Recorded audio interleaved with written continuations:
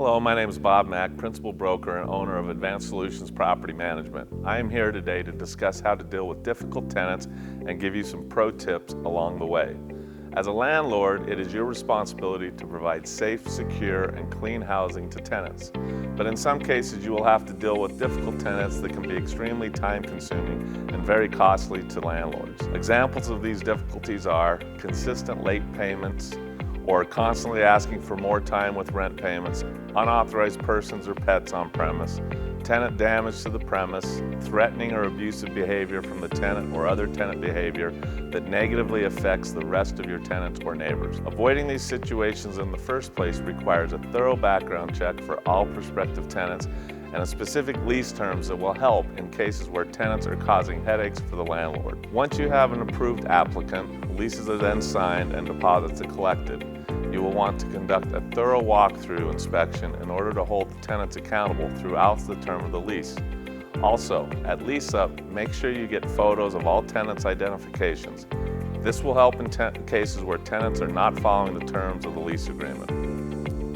Having a strong lease is key in making sure that you will be able to manage your investment and also deal with difficult tenants if needed. Along with the general lease terms that are required for any strong lease, we like to use penalty fees. Penalty fees are used to drive the right behavior in tenants.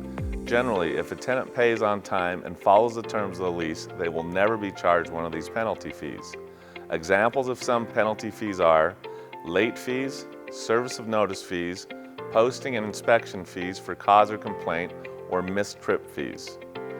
Even with all of the work that you did to verify your tenant, you may find yourself dealing with difficult tenants who you dread having to deal with.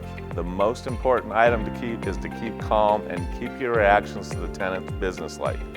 Do not respond with anger, it will only escalate the situation. At this point, I also want to emphasize that if you're going to use any of the following notices, that you must be willing to follow through with the terms of the notices. Posting a notice and then not acting on the notice just invites more of the bad behavior that you're trying to avoid.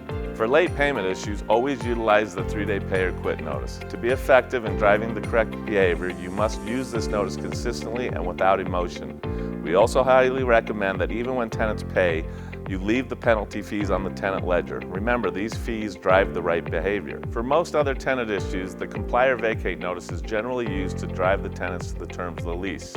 We also recommend that your comply or vacate notice have an automatic inspection of the premise 4 days after posting of the notice. When you deliver any tenant notice, keep things businesslike. Don't let your emotions take over. The pay or quit and the comply or vacate notices are powerful tools in the landlord's toolbox. Also, please note that state law requires 3 business days for payment notices and 3 calendar days for comply notice before any action can be taken. We also highly recommend that all communications you have with the tenant regarding notices or any other lease items are recorded. These are very useful if the case actually goes to court. As a management company, we require all tenant communications regarding lease terms to be in writing. Generally, we see tenants conform to the terms of the lease when the preceding tools are used effectively. These tools are really meant to get the communication lines open. After posting, tenants will generally reach out to discuss and make the required changes. If your tenant has not reached out or has not conformed to the terms of the lease after the required time frame from the posting, you must act. Posting and then not acting on a legal notice will only make the situation more difficult for all parties. Acting on these notices will generally require handing the case over to legal counsel. We understand that there is a cost to lawyers, but we can attest to the fact that it will be much more cost-effective in the long run to use a lawyer in these situations. Lawyers have the experience needed when dealing with tenant-landlord legal issues. As a management company, we get many calls from frustrated owners who are ready to step away from the rental business. We understand that it can be frustrating to deal with these situations. At ASPM, we have proven systems and procedures to handle all aspects of managing your property. If you are thinking about calling in for professional help, we would be more than happy to discuss your situation.